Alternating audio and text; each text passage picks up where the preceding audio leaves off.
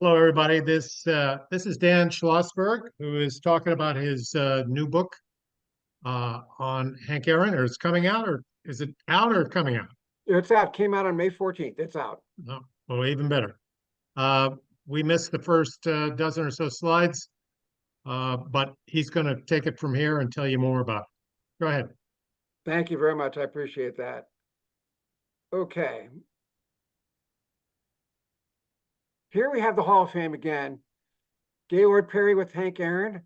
And you see Craig Biggio on the other side. Also, Jeff Idelson is on the far right in that picture on the far left.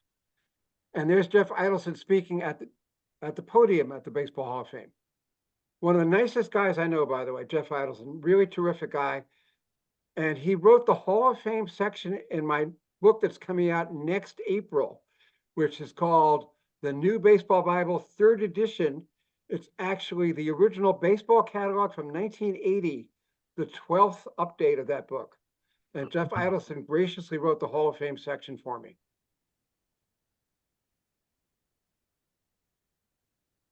Here you have Bill Clinton and George Bush with Hank Aaron. And the reason I put these pictures in of the presidents is 4 Democratic presidents, obviously not George Bush, but 4 Democratic presidents claim they never would have won the White House without Hank Aaron's campaigning for them. Well, he didn't just campaign in Georgia. He went to Wisconsin and Michigan and Pennsylvania, the usual swing states, and campaigned for Jimmy Carter and Bill Clinton, Barack Obama, and Joe Biden. All 4 of those Democratic presidents say Aaron's campaigning for them put them in the White House. I was not aware of that until I was doing the research for this book. I knew about Carter because he and Aaron are friends and even went on a ski vacation in Europe with their wives. And neither one of them could ski. They kept falling down and laughing at each other.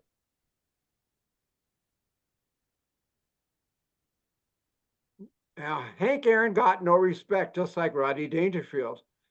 Those are all the Hank Aaron baseball cards that came out. But as mentioned earlier, Hank Aaron won only 1 MVP award and never even was runner-up in any other season. That's absurd. And also the Hall of Fame voting, 9 voters left him completely out of their 10-man ballots. By all rights, the home run king should have been the first unanimous Hall of Famer.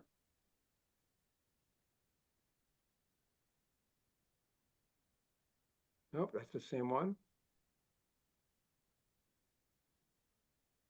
Baseball cards. I love these cards. Check out the middle one. Hank Aaron was an all-star 21 years in a row. That is a major league record. He was also an all-star 25 times. That's a major league record. Now you're going to say, how can he be an all-star 25 times if he only played 23 years? Good question.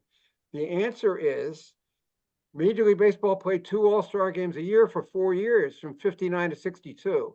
That's how. Aaron was not an all-star as a rookie or in his last year. But every other year he played, he was an all-star.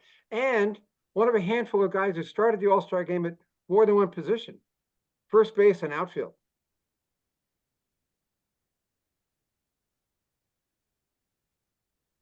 Don Smoltz at number 29. There we have Richard Nixon throwing out the first ball at the game. Now, why that's significant is because Hank Aaron tied Babe Ruth's record on the first game of the 1974 season. There was a huge controversy about that. The Braves were scheduled to open in Cincinnati. They wanted the fans in Atlanta to see the tying and record-breaking home runs in Atlanta, but Bowie Kuhn ruled that the Braves had to play Aaron at least in 1 or 2 of the games in Cincinnati, the 3-game series. Eddie Matthews, the manager, did not want to play Aaron, but he was threatened with suspension and fine. And so he said, okay, put Aaron in the lineup opening day. First inning against Jack Billingham with 2 men on, he tied the record, hit 714. And that made a phantom out of the certificate the Braves printed up that said, I was there when Hank hit 714. They burned 53,000 certificates that they would have given out at the ballpark. They were able to give out the one that said, I was there when Hank hit 715, because he did that on April 8th, 1974. We just had the 50th anniversary, and there was a solar eclipse to celebrate the event. How did they know?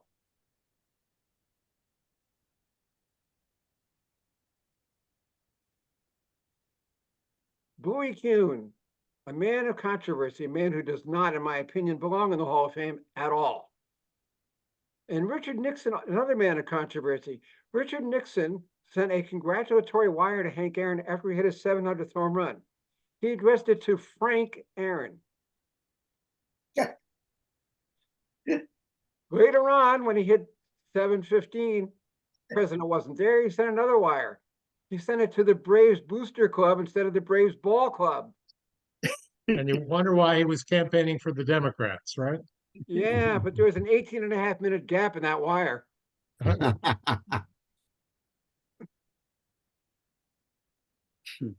Okay, there we have Tommy Holmes. Now, why I put Tommy Holmes in there? He played for the Boston Braves. Tommy Holmes made the, that's the minor league Milwaukee Brewers, by the way, where it says manager, not major league.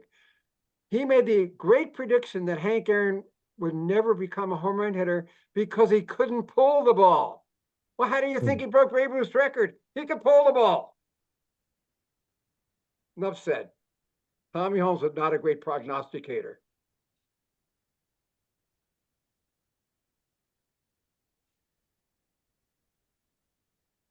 Talking about great prognosticators, Jean Dixon, another one who wasn't too smart. She predicted that Hank Aaron would never break Babe Ruth's record. So Lee Walburn, the Braves PR guy, heard about that and said, yeah, but she doesn't have to pitch against him.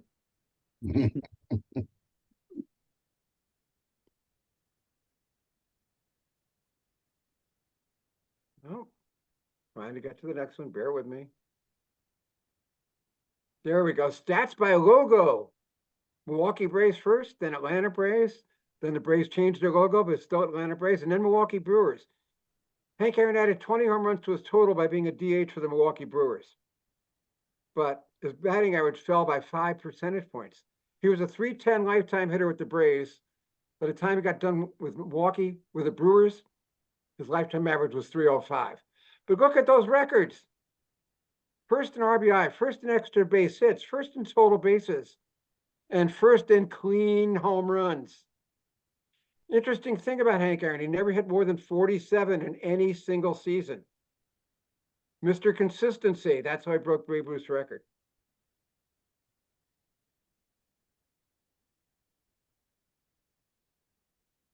I took that picture on the far left in spring training of 1974 in West Palm Beach Municipal Stadium. Matthews and Aaron. I was friendly with both guys, and I said, come on, guys, you got to come out to the batting cage and pose for a picture. I am honored that I was able to take that picture 1 month before Hank Aaron broke Babe Ruth's record. And there you see Matthews again advertising the home run derby against Hank Aaron.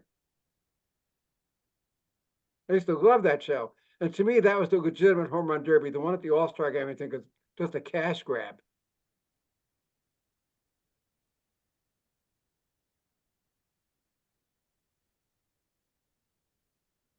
Looking for the next one. That'd be very gingerly here. Here we go. Ted Turner. Ted Turner made a huge difference for the Braves when he took over, bought the team in 1976, and brought Hank Aaron back to Atlanta. Aaron said in 74 he was going to retire as a player unless the Braves gave him a position with authority. They didn't want to do that. So Aaron said, okay, Bud Selig is my friend. I want you to trade me to Milwaukee so I can finish my career in the city that I love, my former home. And so the Braves agreed to do that. They sent him to the Milwaukee Brewers for Dave May and Roger Alexander.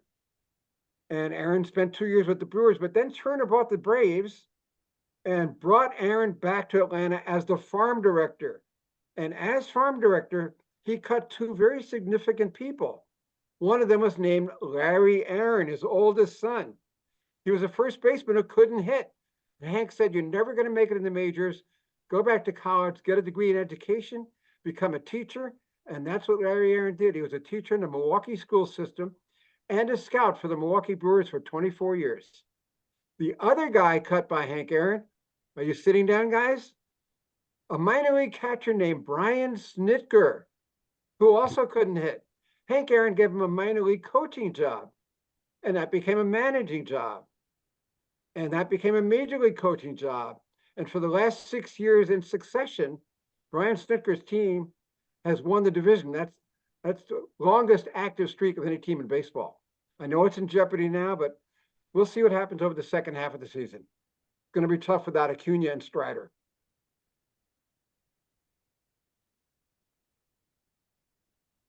Aaron and Mantle, great players both.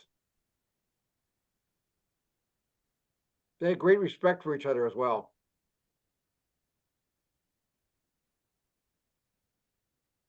Muhammad Ali is here. Why? Because one of the best quotes in this book is from Muhammad Ali, who said, Hank Aaron is the only guy I idolize more than myself.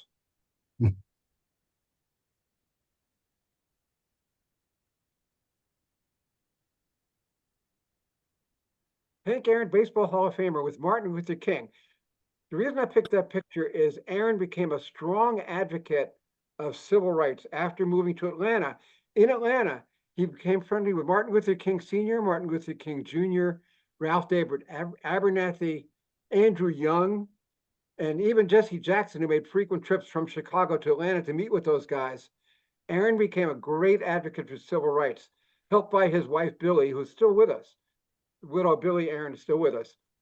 And Hank did an awful lot for civil rights. He had met Jackie Robinson when he was a teenager in Mobile, Alabama. The Brooklyn Dodgers came through on a barnstorming tour. Jackie spoke before one of the games, and Hank played hooky from school, went to hear Jackie speak and befriended him and befriended the early Black Dodgers too, Roy Campanella and Don Newcomb, Dan Bankett, several others. And he said to me that those card games that they had were like college courses for anybody else. Learned a lot about life and how to behave in a segregated world. Now, this is one of my favorite pictures of all time, not because it's Aaron or because it's Jimmy Carter or because it's the governor of Delaware, but look at the guy behind Aaron's right shoulder. That's me at age 25. I'm in the Braves clubhouse. If you guys remember, in September of '73, when he was going to the record, there was a rained out game. I went into the clubhouse to talk to Aaron during the rain delay. Turned out that the game was eventually canceled. But I was interviewing Aaron when Jimmy Carter walked in, the governor of Georgia walked in, and Aaron said, excuse me, let me talk to the governor for a minute. And so that's what he's doing. He's talking to Jimmy Carter. The governor of Delaware was Carter's guest. He was there. And I was smiling because I knew my interview was going to resume as soon as those guys left. And it did. I didn't know that picture existed until about a year ago when I saw it on MLB.com. I couldn't believe it. And here we have other presidents. Barack Obama in the Oval Office with a bat. Gerald Ford, who was a pretty good baseball fan. By the way, George Bush was a great baseball fan. Both George Bushes were great baseball fans. And the younger one actually owned the Texas Rangers, you might recall. I thought he would have been a great commissioner of baseball, but it never happened.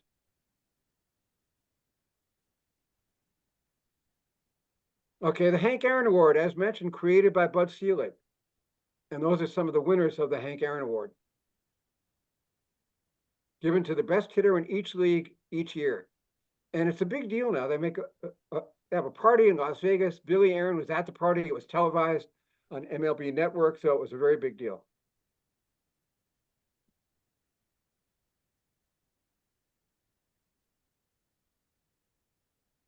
Here you have the Hank Aaron childhood home in Mobile, Alabama. This home was actually constructed by Hank Aaron's father in 1942.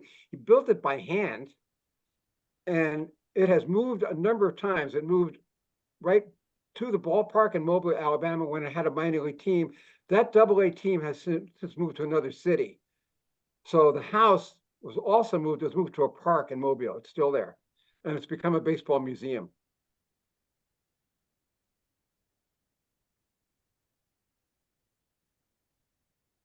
Now look at the number 44 emblazoned into center field at Truist Park. This was after Hank Aaron passed away. That was done in his memory.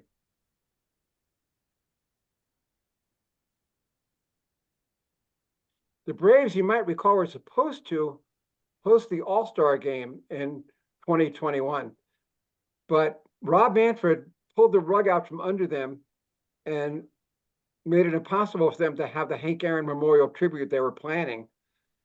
So that tribute is probably going to happen at the 2025 All-Star game, which will be at Truist Park. Rob Manfred said, I made a mistake, and I'm awarding the All-Star game to Atlanta now. It cost a lot of people a lot of money, though. That game was played in Denver. And this was a special issue that came out after Aaron passed away.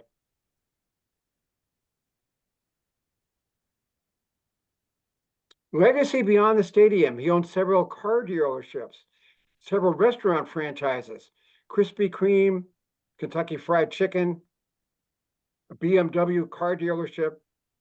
He did very well in business. He made millions in business. Now, the most he ever made as a baseball player was $240,000. That was his peak salary as a player. And now the minimum is $740,000, $500,000 more for a rookie with no experience, more than Aaron ever made. Just amazing how baseball has changed.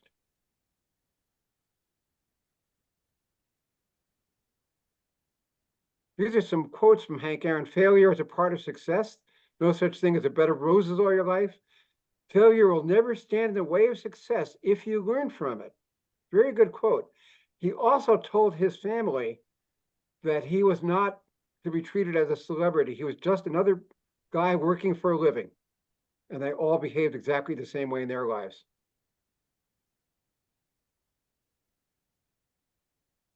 By the way, it's interesting to note that none of the Aaron children were present when he broke Babe Ruth's record because their lives had been threatened. They were with their biological mom. I think I mentioned that earlier. His parents were there and his wife Billy was there, but his children were not there. In fact, Aaron told Dusty Baker and Ralph Garr, two young black players on the Braves at that time, not to sit next to him in the dugout in case somebody took a shot at him. This is what he was up against. How much better would he have been had he been a white player and had he not had all this prejudice constantly thrown in his face? How much better would he have been? Just amazing. Oh, wrong arrow. This is the right arrow here.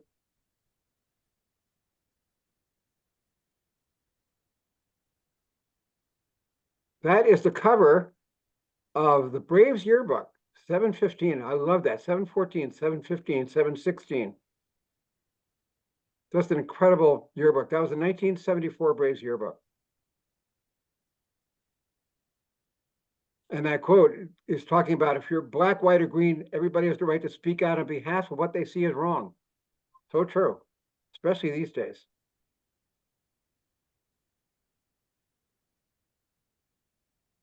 Remember the Hall of Fame, all-time leader, second in home runs, if you count Barry Bonds, which I don't, 25-time All-Star selection, 2 batting titles and 1 MVP. Aaron won each of the 3 Triple Crown legs at least twice. Can't say that for Willie Mays. Willie Mays never led his league in runs batted in. Never. Look it up. Moving on.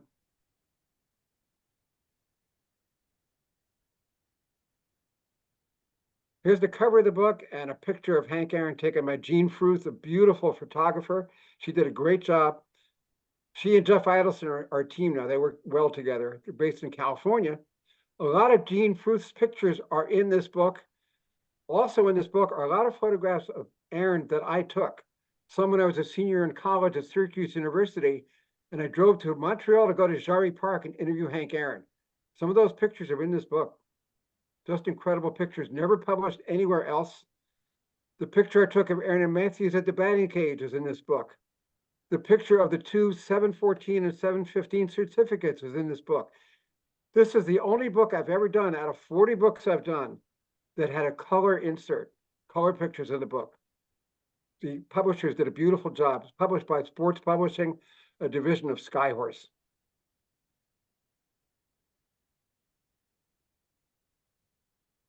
I love this cartoon that just recently appeared in the Atlanta Constitution, Atlanta Journal-Constitution. Shows Roger Clemens, A-Rod, Bonds, and McGuire on the far right, little guys. Hank Aaron is a big guy. But the little guys say, how come when we take steroids, he gets bigger? That's neat.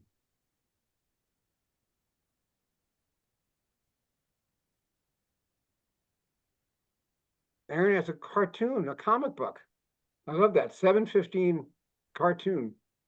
And the back of one of his baseball cards from Topps. I have every Aaron card. Very happy to do it. It was hard to get them all, but I got them all. And there you have the cover of the book with some of the endorsements from Bruce Markinson at the Hall of Fame, from Chip Carey, the Cardinals broadcaster, former Braves broadcaster, from Art Shamsky, from Jeff Idelson, and of course from Dusty Baker. Dusty wrote a great foreword to the book, very personal version. Since Dusty has known me almost as long as Hank Aaron did. I met Aaron in 1965 when I was 17 and working for the Passaic High School newspaper. That's when I first met Aaron. And I met Dusty when he came up as a rookie with the Braves. And I wrote the first Dusty Baker magazine article. Headline was, Dusty Baker, the next Hank Aaron? ? And Dusty and I laughed about that today because there is no next Hank Aaron. In fact, when I was interviewing John Schuerholz for this book, I said, John, weren't you the general manager of the Braves when Hank was farm director? And Schuerholz said, yeah, but I was never his boss because nobody can be the boss of Hank Aaron. Huh. Good point, John. So that is it. And I thank you for your time and patience. And if anybody has any questions, I'll be more than happy to talk to you. I've got a story to tell and then a question for you. Sure. 30 years ago, I guess, I was into coaching Little League and that sort of stuff. And one of the guys who was on the team as a scorekeeper was an older man. We were talking about old-time baseball, and I said, I lived in Milwaukee in the 50s, and I used to drive to work, and he was an accountant. My office was right across the street from the stadium and had parking. And I took on some carpool players, the carpool people. And I said, well, yeah, what's your point? He said, well, one of them was Eddie Matthews, the other was Joe Adcock, and the other was Hank Aaron. And on game days, when they were in town, he would pick them up because they were near him in some sort of housing that the Braves had provided for players who didn't live there full time, and pick them up and drive them to work. And he said it was amazing that they didn't talk about baseball. They just talked about, what the family's doing or what's going on in that street. I hadn't been to that bar or that restaurant or something like that. They were completely normal people. But what's also amazing is that they needed a ride to go to work. They didn't have their own car. Evidently, parking was extra or something like that. And that's how I enticed him because he was parking across the street. And he's not the guy who told me this is not the guy to make things up. He's very low key. One of my comments or questions is that one of the great advantages that Aaron had was one, he never, as far as I know, served in the military. So he didn't have to give up a couple of years like Mays or more like Williams. And two, he always seemed healthy. He didn't have years of injuries and out, at least until the end, which allowed for a very long career. Would you say 22 years? 23. Uninterrupted. And with how many years in the minors? 1 or 2? Yeah, 2. Yeah. But he did have a major injury as a rookie. He broke his leg as a rookie in September. Okay. Can you think of any other player that's gone that long without injuries and who was successful like Aaron? Nolan Close to Ryan being comes like to mind. Who? Nolan Ryan. He played 27 years and never really had a major injury. Yeah. Sure. Sure. Tom Seaver too, I believe, but he didn't play as long. I don't remember Seaver ever being hurt. Seaver had great mechanics as a pitcher. Yeah. But Aaron kept in shape. In fact, he said that his biggest problem with his brother Tommy was Tommy would not eat right. He would not train right. He was kind of a portly guy, and that held him back. Guys, you got any other questions? Dan, how long did Hank play in the remnants of the Negro Leagues? Only a couple of months. Oh, okay. The Boston Braves signed him right away. In fact, the Boston Braves offered him $50 more than the New York Giants, or Aaron and Mays would have been teammates. Okay. Yeah. The reason I asked that question is if he had played long enough and if Major League Baseball had extended, and you talked about it, about the extension of the record book to include Negro League games. And I agree with you. I think it could have been done better, but maybe it's a beginning that can give root to something more extensive. But I wondered how many home runs he hit during his time in the Negro Leagues, but not enough to catch up with Bonds. Well, he had 5. However, the cutoff date for the combining of the stats was 1948. Yeah, right. He played Yeah. after that. Yeah. I think SABR has at least made a determination that 1949 and 1950 should also be included in that, although Major League Baseball has not accepted that yet. That is correct. You're absolutely right, Ray. SABR has done that. My opinion is it's great to have these guys acknowledged by being admitted to the Baseball Hall of Fame.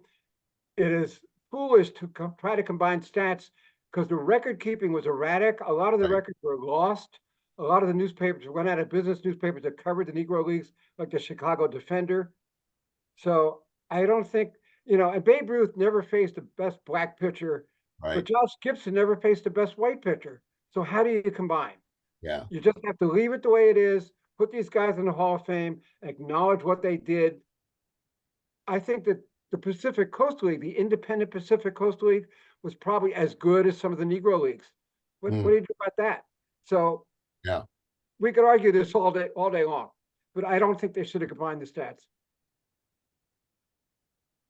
I was at the last SABR convention, and excellent presentations by Baseball Reference on trying to capture the Negro Leagues statistics and by other subcommittees as they do the research. And as you mentioned, a lot of this is driven by old newspapers, old African-American newspapers, because the New York Post wouldn't carry the New York Black Giants. But the problems is that most of those records, if you've been to a library from that time period, they're on microfilm, and which is fine for the New York Post, but not for the Memphis African American News. Right. And entire teams' histories are lost as a result, or they're very fragmented. There was a long discussion about somebody who has the current highest batting average for a season, but it's only a partial season, and we don't know if he was really good or if he was just on a hot streak when they have that data. So it's unfair to a lot of these guys because their records are lost, and there's nothing, because baseball is not a data-driven, analytical sport for judging people, that it's not appropriate, or it's not available to judge them at all. Absolutely, you're right. You're right. I think the Hall of Fame is the supreme honor that any baseball player can receive, and the best players in the Black Leagues either are in or will get in. So I think that's terrific. I used to take the bus back and forth to New York when I worked in New York with Monty Irvin, and Monty told me, Leon Day was better than so-and-so, and he would talk about the players from the Negro Leagues because he played in the Negro Leagues, and he would say so many of these guys were better than White Campanella, better than Brooks Robinson. They're getting their just due now. At that time, when Monty was telling me this, the black players weren't getting into the Hall of Fame, but they are now. Yeah. So I got to ask you, what drives you to write so much? I mean, 40 books and 250,000 articles. Don't you watch TV or every once in a while? What are you doing? I do. I'm about to go pick up a Netflix movie that I started yesterday. Oh, okay. I don't want to watch the Braves these days because they're like the bad news Braves. There was a movie called that too. Well, my Nationals are beating up on them. Thank you. Guys, you got anything else? I think it's a great presentation, Dan. I enjoyed it. Bob. It's only one time, but man, it's a highlight of my childhood was meeting Hank Aaron. It was just only 5 minutes. I got to talk to him and get his autograph, and this is a great presentation here. Thank you. He was a great guy. Really, really terrific guy. He was really nice when I met him. Billy is a widow with grace. I interviewed her. It's the last chapter in the book called The Epilogue. It's based totally on an interview with Billy Aaron. Okay. awesome. Well, Yeah. we'll say goodnight. We thank you very much. Ray, did you have something? I just have an interesting story. I was an intern the year when Hank broke the record, broke Bruce's record, and I actually traded off my night on call to be home to watch the game on TV. So I'm glad he hit that home run that game. Well, I I'd like paid to for it mention, for 2 nights in a row on call. yeah, I'd like to add one thing here. If you see the video of Aaron's 715th, you often hear Milo Hamilton's radio commentary. He was on WSB Radio, the Braves flagship. We also had Vin Scully's call for the Dodgers and Kurt Gowdy's call for NBC. But Uh-huh. they always use Milo's rendition of it. And I wrote Milo's autobiography as well. And that was called Making Airwaves, 60 Years at Milo's Microphone. There's a lot about Hank Aaron in that book. To look that up. Right. Thank you. Enjoyed it. Thank you Thank so you very much. much, dude. Fantastic. Sorry for all the technical snafus, but we got through it. We got through it. Okay. Thank you, Thank guys. you. Good night. Nice talking. Have a Bye, good night. guys. Okay, you too. Bye. Take care. Bye, guys. Take care, everybody.